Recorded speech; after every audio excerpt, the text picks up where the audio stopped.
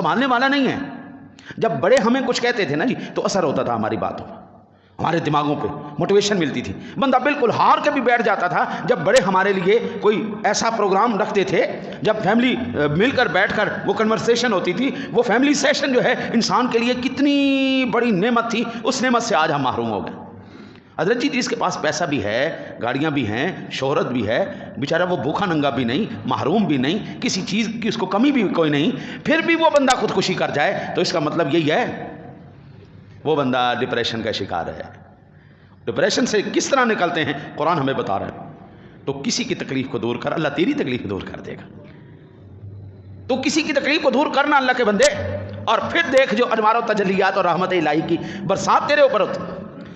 फिर मेरे आका नबी अकरम सल्लल्लाहु अलैहि वसल्लम ने फरमाया, वमन यस्सर अला मुअसिरिन यस्सर अल्लाहु अलैहि फिद दुनिया वल आखिरह। अल्लाहु अकबर, अल्लाहु अकबर, अल्लाहु अकबर।